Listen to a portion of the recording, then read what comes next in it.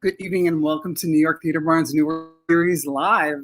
Hi, I'm Jen Sandler. I'm the Associate Artistic Director. And I'm Joe Barros. I'm the Artistic Director.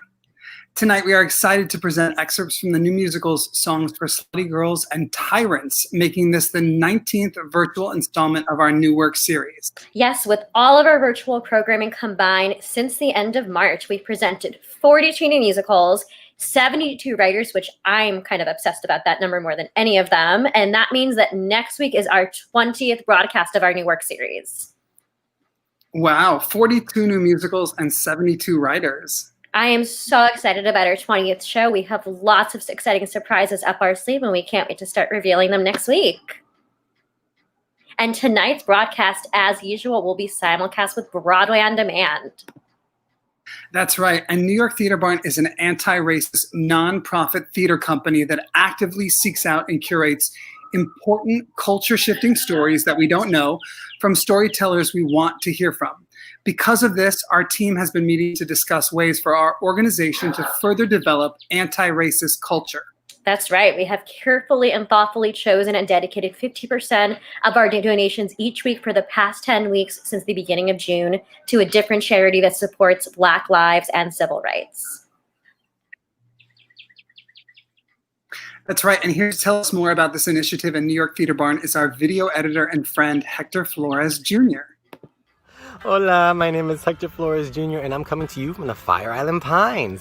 I'm New York Theater Barn's video editor, and I'm also an actor, choreographer, and recording artist. With New York Theater Barn, I've collaborated with Joe Barros and the incomparable Sheila Ray and Deborah Barsha on their new musical, The Helena Project, which was inspired by the untold true story of a Holocaust survivor whose life was saved by dance twice. I was also on the creative team of the developmental production of a new musical called Love and Yogurt. Tonight's show will conclude with a song written by me and my collaborators, The Collective. The narrative of our song, Time for Us, reflects the collective's perspective on the human condition in the current socio-political climate and prompts anyone listening to ask themselves, is it time for us to take the lead? Our original music is available wherever music is streamed, along with a few of New York Theater Barn's projects like Ordinary Days, Frankie the Musical, and American Morning, just to name a few. New York Theater Barn is a 501c3 nonprofit organization, which means your gift is tax deductible.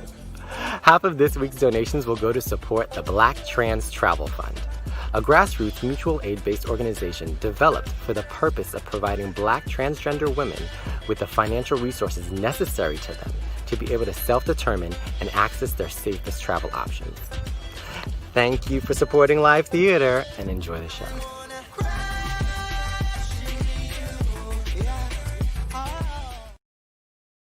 Did you hear that? Your gift is tax deductible. Thank you, Hector. We are so grateful for your work and to be collaborating with you each week. And we're excited to support the Black Trans Travel Fund. And we are also excited to support next week's charity, which is the Fund for College Auditions. That's right. The Fund for College Auditions advocates for diversity and equity in college-level theater training programs. And two of tonight's writers, Alexander Sage Oyen and Kailey Marshall, are past winners of Taylor Louderman's Write Out Loud songwriting competition. Here to tell us more about Write Out Loud are Taylor Louderman and Benjamin Rahala. Take a look.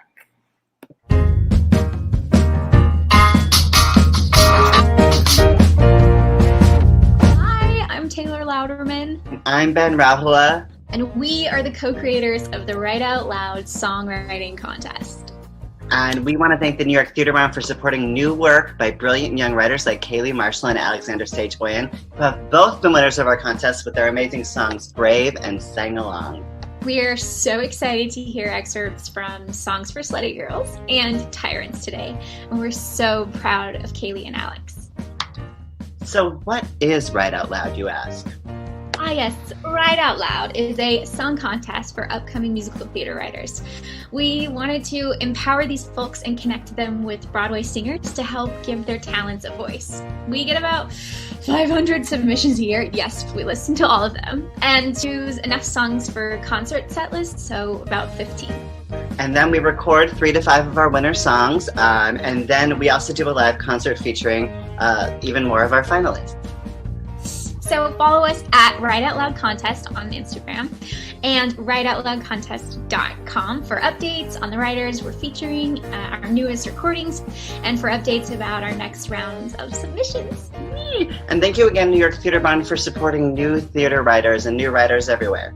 Break a leg, Kailey and Alex. Thank you, Taylor and Ben. We love you guys.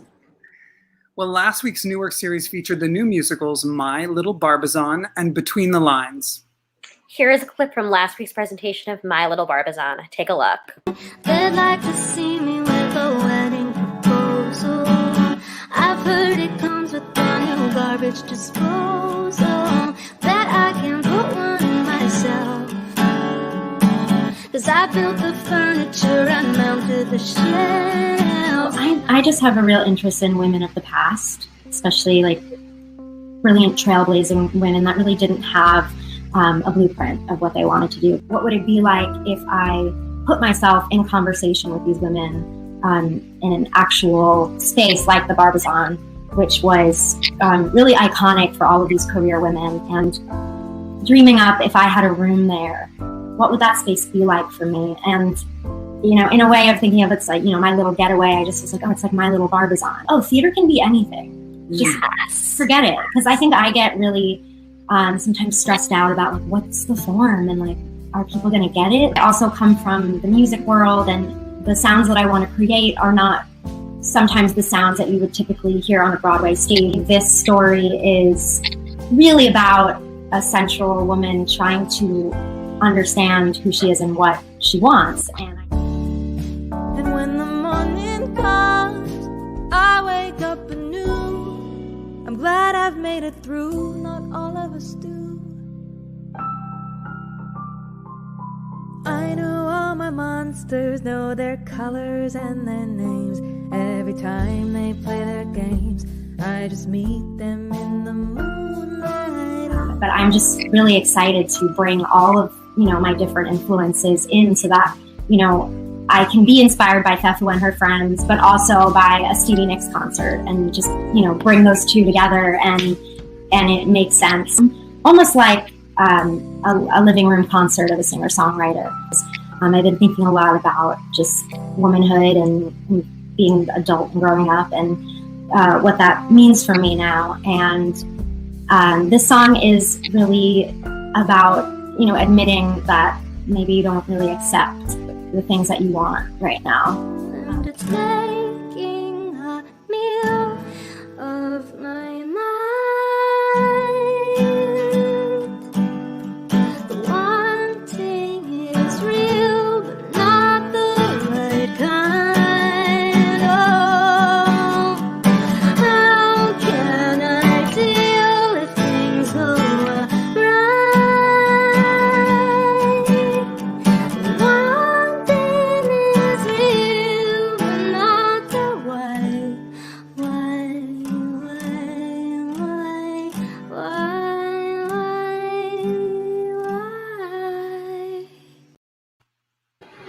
I'm still thinking about the comment Love that Deborah Barsha said last week about Angela, just about how that's like the next kind of theater we want to see. It just keeps sticking with me. Absolutely. And what Angela said is theater can be anything. And she's so right. And here's a clip from last week's presentation of Between the Lines. Take a look.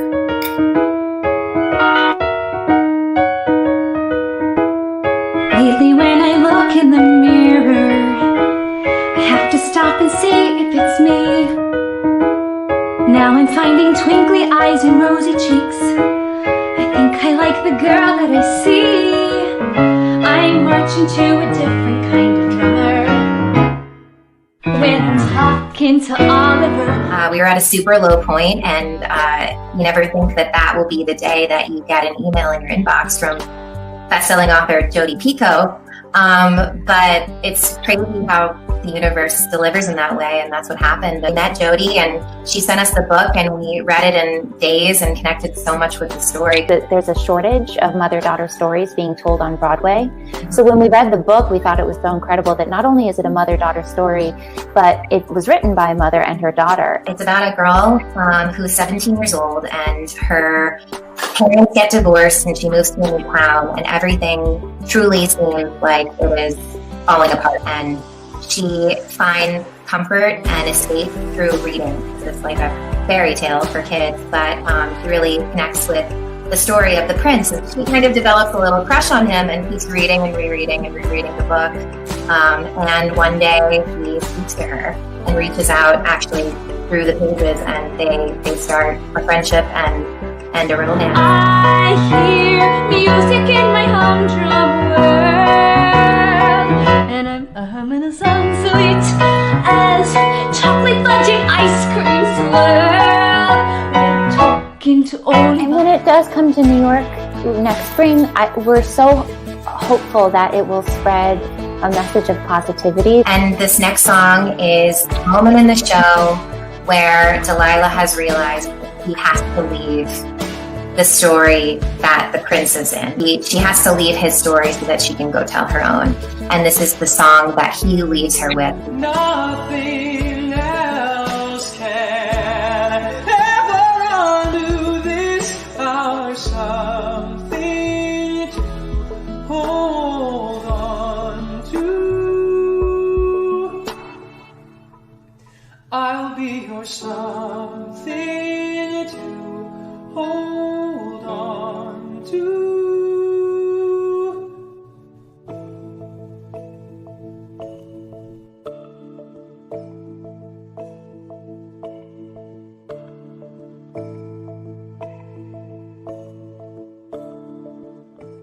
I can't wait for that show. It's so many things I'm excited about, and I think we need that kind of escapism more than ever when we're out of this. Absolutely. So our first show of the night, let's get started, is Songs for Slutty Girls. With book, music, and lyrics by Kailey Marshall, Song Slutty Girls is about smashing the male gaze and finding your place on the path toward sexual liberation. Songs for Slutty Girls, it is an interactive diary entry that examines the ecstasy, pain, and hilarity of sex through a year in the life of one woman who is represented by 4 aspects of her personality: tramp, skank, whore, and slut. This eccentric pop rock score gives voice to the sexual moments in our lives that define us for better or worse. And now joining us from her home is the writer of Songs for Slutty Girls, Kailey Marshall. Hi, Kailey. Hi, all. You're coming to us from Brooklyn, right? From Brooklyn. Yep. I'm very excited to be here, so thank you for Awesome. Well, thank you for being here. You not only won Louderman's Write Out Loud song competition for your song, but you also won the 20-somethings 2 Fresh Pens contest for your song, Give It Up. That is correct. And I love watching an incredible performance of your song, Brave, on YouTube. Yeah, we love Bonnie and we love the song so much, and I know so many people love it. I feel like one thing I've seen you say a lot is you're very femme-forward, pop-infused as a musical theater writer. Can you tell us more about that and how it equates to the work you're working on? Yeah, so I started out in performing for musical theater, and I always felt that there was a severe lack of material written by women for women. I've also always loved pop music. I've been less of a musical theater geek and more of a pop geek. And I love the feeling I have when I go to a concert and I hear stories from the people on stage who are creating this music. And that's always a feeling that I've wanted to bring towards musical theater, this idea that it doesn't have to all be in a theater, this feeling of being in a bar, this feeling of when you're out dancing with your friends and how that might feel, and what it's like to want to text your ex while you hear a song that makes you feel a certain way about that and being like, oh, shouldn't I? That's a feeling that I am really passionate about bringing into musical theater, and specifically with women and for women. That's what I care about. Yeah. I love that. And I feel like in today's current COVID pandemic time, the idea of being able to do theater anywhere is something we're thinking so much more about than ever. And the idea of non-traditional spaces. And I think that's so exciting to me. Absolutely. And what inspired you to tell this story about women and sex specifically? So I remember I was in college and I went to a concert at Joe's Pub, and there was a song there written by a man about sex, and like it was funny. And I just remember sitting there and being like, why is there no song like this about sex for women? Like, why can't we be funny when we talk about sex? Or why can't we talk about sex in like a fun way? And from there, Songs for Slutty Girls was born. And I really took a lot of material from my own 21st year of life. I was going through a really big sexual awakening at the time, and was really, I was really upset that I couldn't go through that in a socially acceptable way, whereas all the men around me could.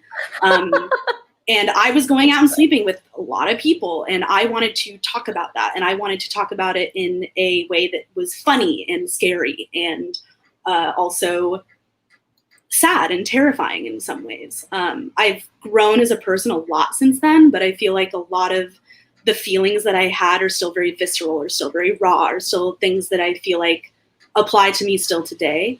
And yeah, it was a really intense period of my life, but I love writing about it. And I love the idea of women getting to embrace these sides of themselves that are not culturally acceptable in a lot of ways.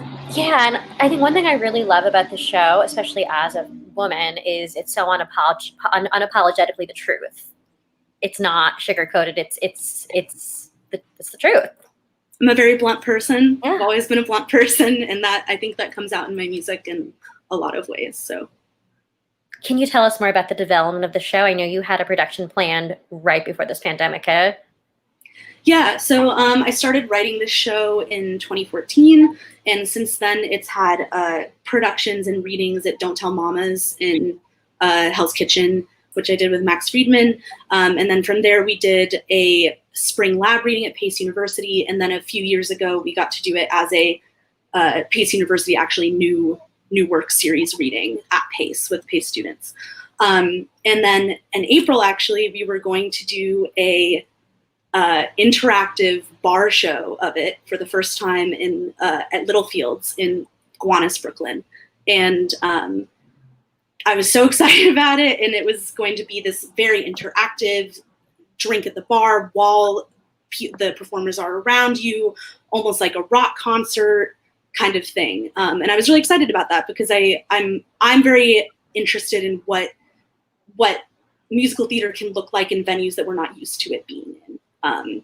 And I feel like right now we're very much in like the nightclubs and dinner shows kinds of things. And I was very interested in what like a Brooklyn production where everybody has to stand and you can get drinks at the bar the whole time. And it's a little grittier and a little more just a little crazier. I like that idea. And I think that's what we were planning on. And I think that puts you in the mind of these characters like more than ever, that you're standing at a bar watching them go through things. My dream for the show is that it will travel around different bars around the country, that it'll never be in a traditional theater space, that it can go from bar to bar, and that women can have like this girls' night out moment of like, I'm going to go to the show with my friends and we're going to cry through and laugh through and sing through these moments that we relate to. Yeah. I really love that. So you have 2 songs today for us. What is the first song we're presenting?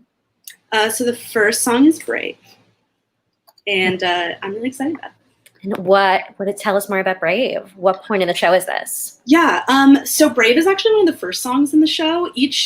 The show reads like a diary entry. So there's little vignettes that happen beforehand with all of the characters going into each song. And what happens right before this song is the tramp, skank, whore, and slut are trying to take nudes for somebody for the first time. And Brave specifically, the protagonist for this story is a fat woman, and Brave specifically talks about what it feels like to be a fat woman in a fat body in sexual situations, and how fat phobia is rampant, and how to find that self-love for yourself, even when it's hard to do so, and even if that may change on a daily basis. Some days you might feel really great about yourself, and some days you might not feel so great, and that we're not always going to feel amazing about our body, but at the end of the day, we know that we are worthy and special and allowed to have hot sex, honestly. Amen. So here is Brave. Do they think I'm pretty? Do they want to take me home? It's just a preference, what a pity. Will I always be alone? Okay. Look, I exist. Stretch marks, ripples on my cheeks and thighs. Still, I resist. Keep on telling myself little lies. Next week I'll change it, I swear it. But most days I just grin and bear it.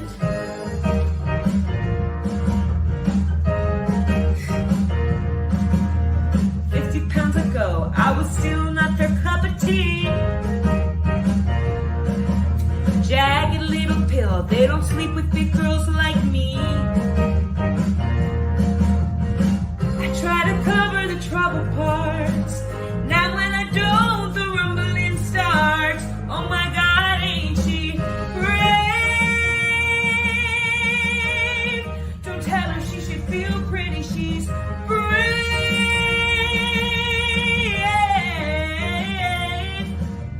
Try to exist in the body that I got now. Still I resist, hoping it'll change somehow. Yesterday I asked for a new skin to borrow, but I'll be rocking a bikini tomorrow. And they'll say, oh my God, ain't she brave? Don't tell her she should feel worthy, she's brave.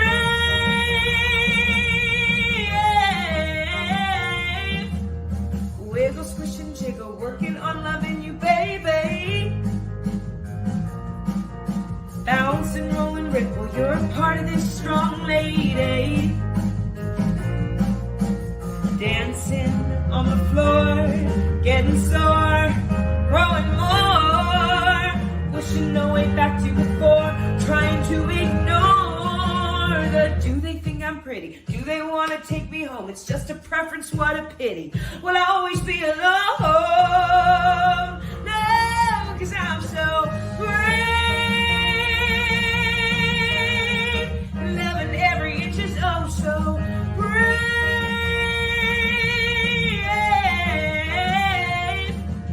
I always work a little harder while you play the martyr, so come up with something smarter to say than she's so brave.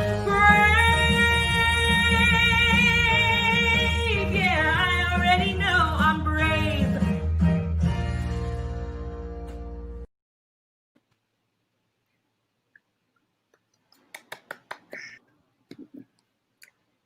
So that's Brave. I know we have two more members of your team here. We have the amazing Dana Greenfield, who is your director, and we have Macy Schmidt, so we're going to bring them on. Hello. Hi, guys. You guys are both in New York as well, right? I'm in Brooklyn. I'm in Manhattan. So you both have been with the show, not from the beginning, but you were both a part of this production that was about to happen. Can you tell us more about how you became a part of the show? So I also went to Pace for directing, and I first saw that initial Pace reading in 2015, and I was just like so completely blown away by how honest and real and funny and weird and gross it was. And I loved every bit of it because I had never seen a piece of musical theater quite like that. So from then I honestly knew that I wanted to be a part of it. And of course it took, you know, all the twists and turns of life to get there. But I love Kailey's work, and I love how absolutely unapologetically bold it is. Yeah, absolutely. I remember the first time I saw Kailey's work was at a concert at 54 Below when she did some songs from Songs for Slutty Girls. And I had a similar reaction just sitting in the audience of being like, no one's making musical theater like this. No one's writing songs like this. And I actually think I sent her a creepy cold message telling her how much I loved her work. I think that's how it started. It was. And I was just like, you're making the work that makes me really excited.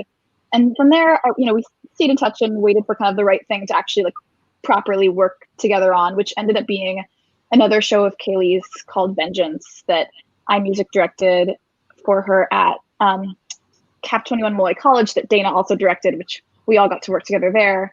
And then from there, we all kind of, as a team, we're going to continue on and do this Slutty Girls at a Bar, which we all so wish was happening and are excited to happen when it can.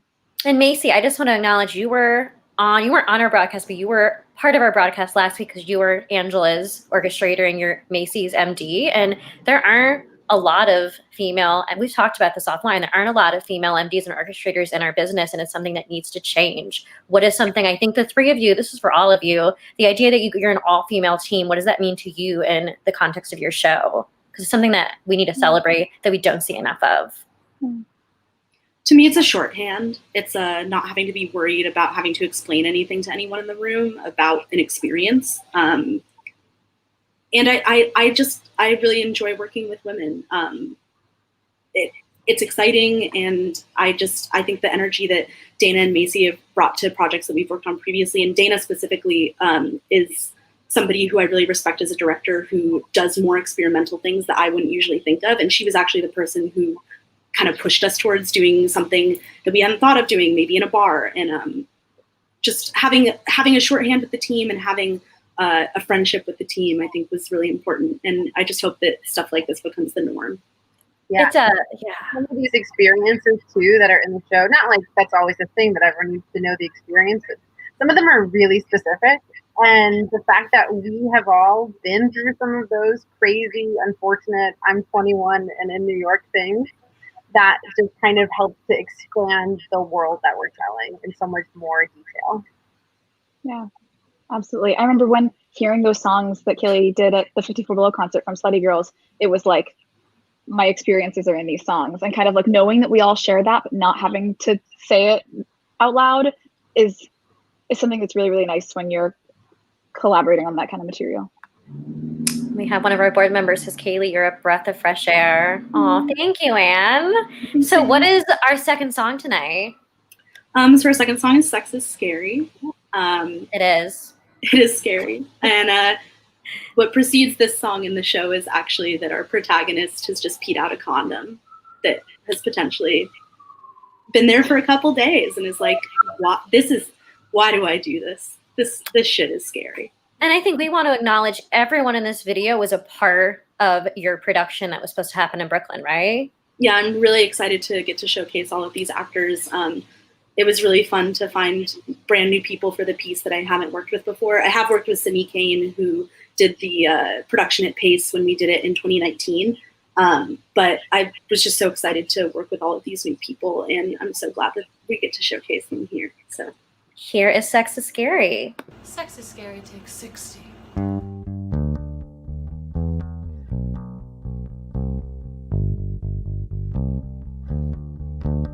Sex is scary, it often gives me nightmares. Sex is scary, cause people give you tight stares when they know you've been used, and they say it's okay. Welcome, you're part of the oldest cliche. Sex is scary, cause pregnancy is too. And safe precautions often can fall through. Just when you think you've done everything right, you're that 3% failure that everyone fights. But that's not me. That'll never be me. 'Cause I'm cautious and smarter. No, I won't be a martyr like them. Sex is scary, cause STDs are too. And gonorrhea is not worth one good screw. Pick up your prescription and everyone stares. You're just a girl with poor judgment, who cares? But that's not me.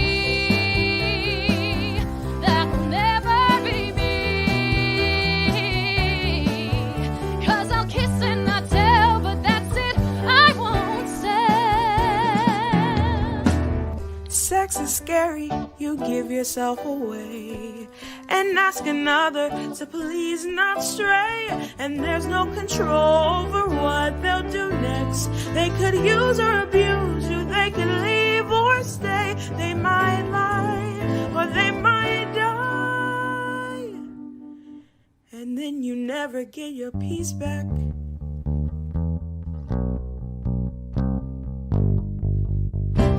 But that's not me. That will never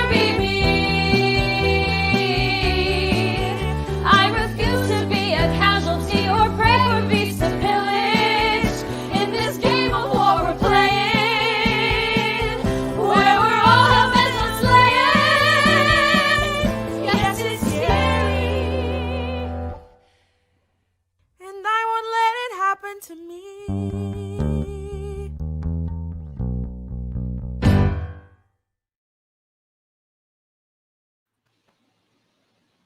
I love that so much. Hi, Amanda Flynn. I see Amanda Flynn is here. We love Amanda Flynn. So I know you have a lot of other exciting stuff in the pipeline, Kailey. You have your other show, Vengeance. Do you want to just give that a plug and talk about that for a sec? Yeah, so Vengeance is set in 1970s in a small mountain town in Colorado, and it follows a young woman named Plain Eileen who is sexually violated by her pastor. From there, she's ostracized from her town. She goes to the mountains to commit suicide, where she's picked up by two female hitchhikers who convince her that it would be a much better idea to go back to the town and enact revenge on everyone there. And it's a country musical. Ooh, country, yes. Yeah, country bluegrass-esque. So we are so excited about Songs for Slutty Girls. I know the world is going to see it when we can gather again, and it's going to speak to people, and it's going to be great. So we're so excited. We're so glad you guys could be here tonight, and we will see all of you soon in the real world. Thank you so much for having us. We'll see you soon. Thank you. All right. Well, I think I am going to sign off and say goodbye to you because there's a loud siren here on Fire Island, and my service is quite questionable right now. So I'm going to say goodbye to everybody and have a wonderful show. But I'm still here. That's okay. So we are on to our second part of the night with Tyrants, which is by Alexander Sage Oyen and Nora Brigid Monahan. In the wake of the Lincoln assassination, Edwin Booth, brother of John Wilkes Booth, goes from being the most famous actor in America to the most scorned. The lines between the past and the present begin to blur as Edwin remembers and revises his own life story, trying desperately to ascertain his own responsibility for his brother's crimes. And now joining us from their homes here in New York City are the writers of Tyrants, Alexander Sage Oyen and Nora Brigid Monahan. Hi, guys. Hi. We're on our most dramatic broadcast. We've never had any tech troubles with Joe before, but it's okay. Oh, wow. We're lucky that we got to be a part of this. It's okay. This is live theater now. I feel like I said this before we started. So you guys both have a history with New York Theater Barn. Alex, we've presented your work before in our new work series, and Nora, you just were in our workshop presentation of A Complicated Woman, the John Kenley show, back in February? It feels like it was years ago. We were the last workshop before it all shut down. That story is so important because it's a story of a trans person, and you were in that show and you were amazing. Well, thank you. I like to say I've retired from acting, but now New York Theater Barn this is the second time you're getting me to perform. So, you don't have to twist my arm that hard, it turns out. So it's really exciting, the show we're talking about today, because it is about Edwin Booth. And a lot of people think that they know what this show is about, and they think that the Booth Theater is named after John Wilkes Booth. And I'm like, no, that's not a thing. It's named after this guy. Mr. Edwin. This is monogram. This is a real Edwin monogram from back in the day. He was the most famous actor of his day, and he owned the Winter Garden Theater, which I think was in the same spot. I didn't know that. Yeah, the Winter Garden used to be, I think, where the booth is, and so that's why they named the booth after him, I believe. That my Jen Tepper mentee knowledge is telling me that's right. Yeah, the sirens are going off. But it's funny, like a lot of people think it's like the John Wilkes Booth Theater on 45th Street, and I think there even was a petition like a year ago. Like I think I was like on Broadway World message boards, and there was like some petition where it was like, rename the Booth Theater. It's named after someone that assassinated a president. And everyone's like, no, you Gen Zer. That's not why. But like you said, so many people consider this, Edwin Booth to be one of the greatest actors of our time and one of the best Prince Hamlets in Hamlet. Why was he someone you were drawn to write a show about? Well, it is funny. Alex and I were both drawn to Edwin separately. We had already started collaborating on our first piece together, and Alex read a really Diva Live from Hell, available on DPS licensing right now. Alex. Alex read this wonderful biography of the Booths, and I happened to visit the Players Club down in Gramercy Park, which was Edwin Booth's home. And Alex approached me and said, I have this great idea for a musical, and I had already been developing an idea for it for a play. And so then we decided to collaborate on this piece. We wrote the first act in February of 2016 during the primary that year, and then we didn't write the second act until the summer of 2017. Just about at this time, it was right around the Charlottesville protests and then the murder of Heather Heyer.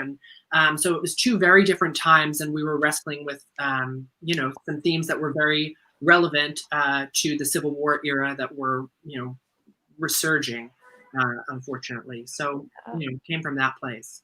Civil War era, that's the first time I've heard it described like that, but that's really interesting. Yeah, and we really felt that when we were writing the first act, even though, Trump hadn't been elected yet, we were really feeling that it was like about a rise of sort of demagoguery, and we were looking at someone who, is a New York celebrated artist and, liberal elite, and who's sort of wondering how did we get here?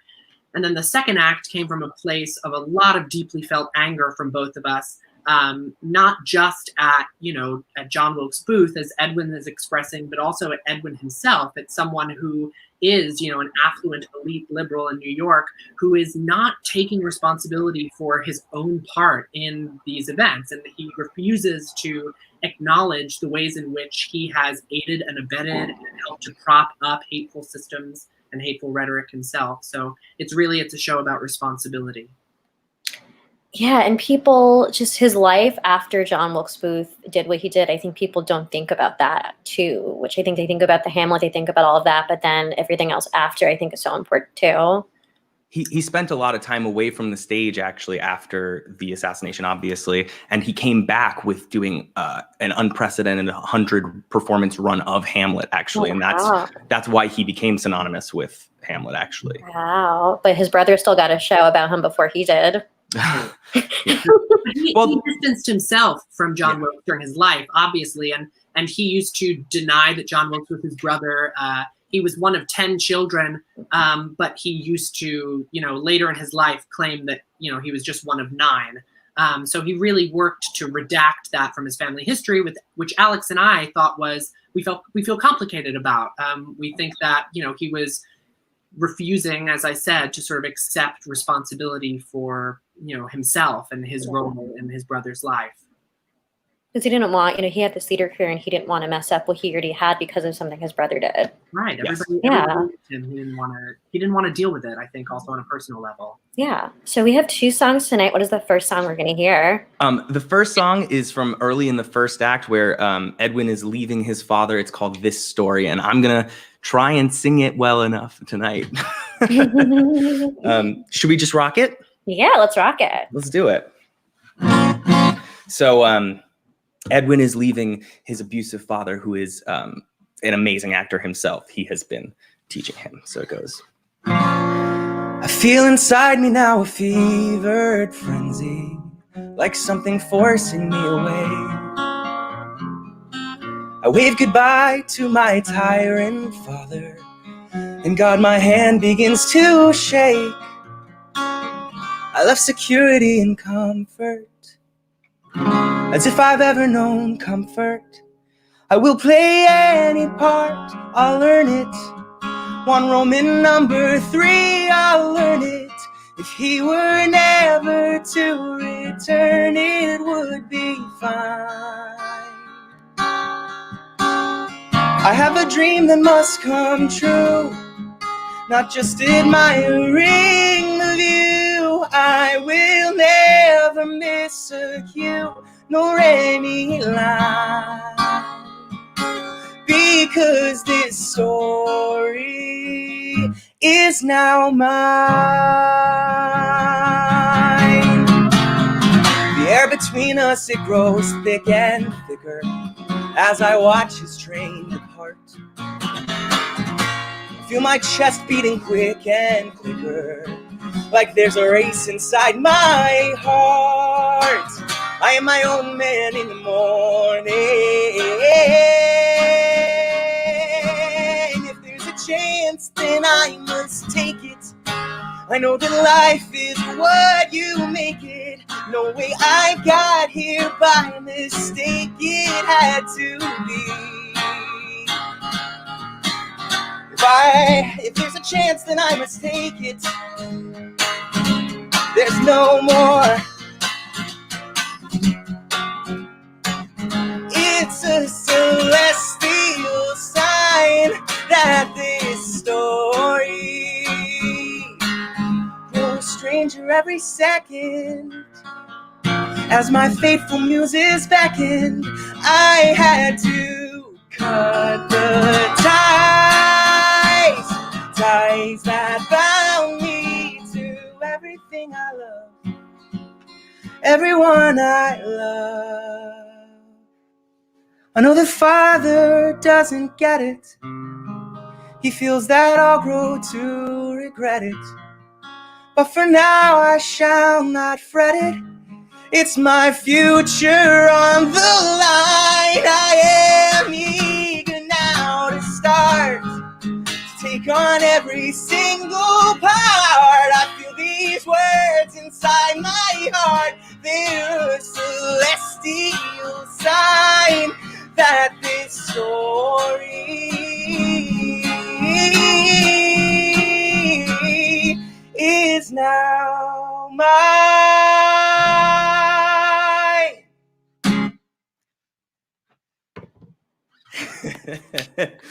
Oh, some lyrics just went though, you know? I didn't notice anything. Thank you. Everyone's saying they love your contemporary musical theater vibe. Thank you very much, Ukulele Popstar 1019. I love your username. So good. Yeah. So this show, like you said, has been in development for a minute. What is your development path from then to now? Well, Alex and I were lucky enough to be invited to the Johnny Mercer colony at Goodspeed in East Haddam, Connecticut. And we stayed for 2 weeks there in February of 2016 to work on the piece. We got in the car with an outline, and over the course of our 4-hour drive to Connecticut, we threw out the whole thing, and then we wrote the entire first act in our 2 weeks there. It was an incredible, really the most incredible creative experience that I've had in terms of generating work in such a short period of time. And then, like I said, we put it down for a long time. We came back to it in 2017 to finish it. And then we were brought to Penn State. Alex, do you want to talk about Penn State? And speaking of Penn State, hi, John Simpkins. Oh, we love John Simpkins. Yes. John Simpkins has directed and shepherded this musical over the past 2 years. It really wouldn't be what it is without him. I love At him. all, yeah. Well, Penn State, I've said this to him in an email this week because we're doing a show of theirs next month as well. Penn State, he has shaped that program like so much since he got there. It's amazing. Incredible. The The premier students, MT program. He's done an amazing job. truly, the students, I'm working on a couple other projects, and I keep going back to all the Penn State kids. I'm just like, you're so good. Oh my God, yes. Yeah. So wait, sorry. We did a workshop at Penn State, and we worked with all the students, and we had an amazing time. I mean, we kind of broke the show in a cool way, and then are rewriting it again after that. We did a workshop with the York Theater Company in tandem with Penn State, actually, and had an amazing time. I think that was October 2018? 18, right. Wow. Time flies in global pandemics. Seriously, the 2 months of normalcy we had, I think it's like 2 years ago when I think about things that I did in like January and March. Oh my God. Yeah, someone's grandparents say proud grandparents. I guess they're not. Are they yours? Dean M. Whoever their grandchildren are, they're very fortunate. Oh, Nora. So we have another song tonight that Nora will be singing. Can you tell us more about that song? Yes. I've come out of retirement as a performer tonight. I'm also coming out of retirement as a masculine person. I'm transgender, and I'm going to be singing a song for a role that we did, write for me before I came out. It's the role of Frank Wilkson, who was a private in the Union Army, and he wrote this incredible memoir that came out in the 1880s. It is really the only front lines memoir of the Civil War. There were others written by generals and colonels and majors, but Frank's memoir is unique in that it really tells the story of what soldiers on the front lines had to go through. So that's the song I'm going to sing. The memoir is called Turned Inside Out, and that's the name of the song as well. Let's take it away.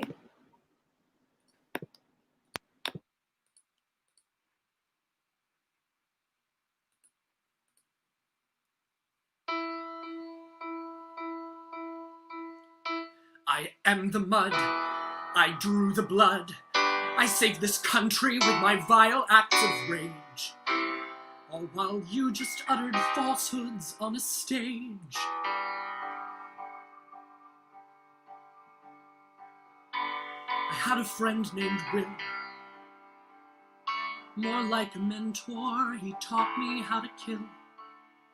What my guns meant for, he may have had just a couple years on me, but I was glad for the teacher he could be. I was in this war, did not begin this war, but I saw its end, as I saw friend after friend.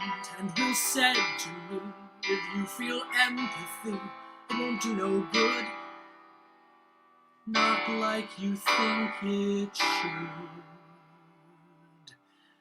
Don't fire so fast.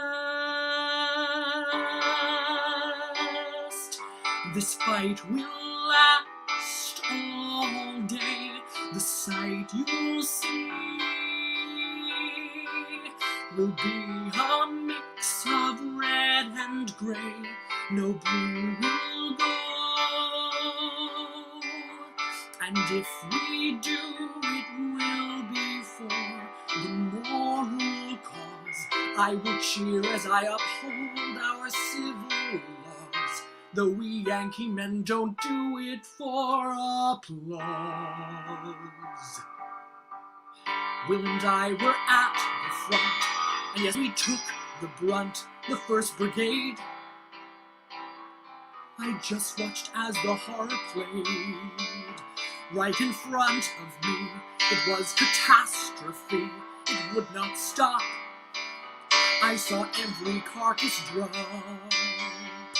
And when you think it can't get worse, it's life's greatest curse. It always does, as somebody makes a body of the man that your friend was.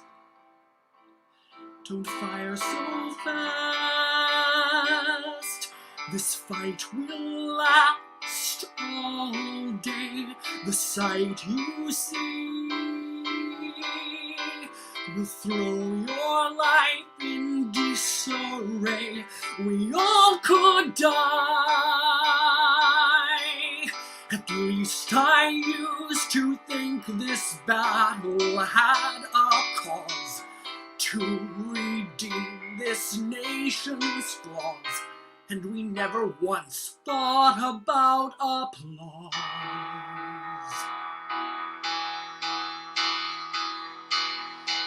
But I see the man who killed the man who taught me, and he sees me cry my tears and call his name. And I wonder why the soldier hasn't shot me. Could he be showing mercy for his shame? But I see the look in his eyes say he's got me, and his gun is jammed, and that is all the blame. So I muster all the strength God will allot me, and I run and I plunge my bayonet into his massive frame. I killed that man for spite. I killed that man on sight. Can never make it right. The only way I can go on is to accept all the wrongs that I have done. That man killed my friend, and then I killed a mother's son. I can't undo what I did. I can only go on, and I can only go on if I accept my share of the fault. But I see you're not ready to do that just yet. And these stories you tell, they may bring you comfort, but they aren't true. And so I'll quit my assignment and say, good luck to you, Mr. Booth. Good luck to you.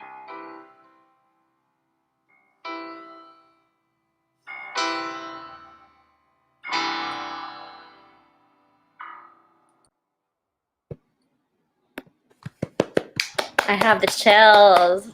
And someone says, Nora, Brigid, Monahan, my all-time fave performer. So that means you have to go back into performing. That's my fiance, to be clear. Oh, okay. Well, I'm sure nice moment.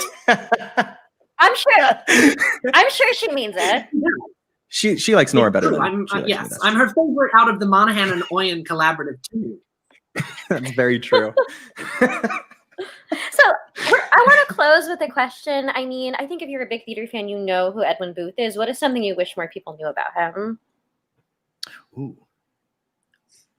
Nora. I get a lot of flack. I have a deep love for Edwin, but I also hold him to account for a lot of things I think he did wrong in his life. I think that the number one thing I wish people knew about him, but that I wish he took responsibility for when he was alive, is that his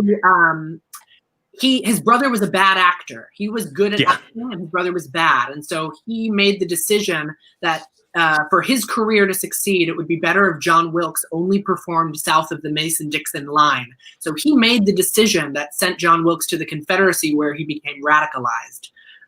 So, you know, he was a celebrated Northerner. And like I said, sort of in our day, we consider him a liberal elite, but he had responsibility that he, you know, should have taken for his own decisions and actions and allegiance. Yeah.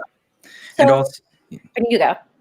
Yeah, well, I was just going to say another thing to pile on to that is that he performed with John Wilkes. He wanted to pretend in his later life that he did not know his brother, and yet there were Booth brother performances in raising funds for Central Park, for all these things. His brother was his best man at his wedding. Like, he knew his brother. He knew the man. I was gonna say it's almost like blood brothers in the sense that, like, if only he had stayed on the right side of the tracks, everything could have been different. Right, Totally. but it's you know, right now, you know, politics still tear families apart, and there's a reluctance to engage or look at your own responsibility and your family members and, you know, what the people around you, the people close to you believe, and, you know, to look out for that. So Edwin is Mary Trump. I actually, I'm not going to say no to that. I'm not, yeah. Well, this has been great, guys. We're so excited for this show, and I want to know more about Edwin Booth. We need this when we can gather again. Thank you so much for having us. It was Thank really you so much. Of course, and we'll see you again soon. And thank you. Shout out to the Black Trans Travel Fund. I was so Yes. happy to be a part of this night that benefits them. Yes. Give to the Also, I'm a Black big Trans Kailey Travel Marshall fan. I'm a huge Kailey Marshall fan, and I'm very, very happy to have been on the same night as We see her. her, and we see her in backstage going, me? Yes, you. Yeah. Yes, I you. can't see her. But we love donate to the Black Trans Travel Fund and be a fan of all these artists. We will see you guys soon. Thanks, guys. So that is our show tonight. Thank you for all bearing with all of our tech difficulties tonight. So next week, join us on Wednesday, August 19th for our next new work series, our 20th new work series. We will feature the musicals Click Quo by Lizette Gladowski and Richard C. Walter, and Sean's Story, Part 1, The Awakening by Kion Hersey. Kion Hersey, if you aren't familiar, he's the co-writer of the musical Eastbound with Chiang Ong, which was developed at New York Theater Barn. So we are so excited to see him.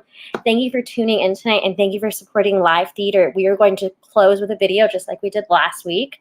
This week we're going to close with Time for Us, written and performed by The Collective, which our dear Hector Flores is a part of, and it features artwork from 4 visual artists from across the world. So here is Time for Us, and we will see you guys next week. All I see is a world of empty faces. How come no one's smiling back at me? We're all looking for someone to follow.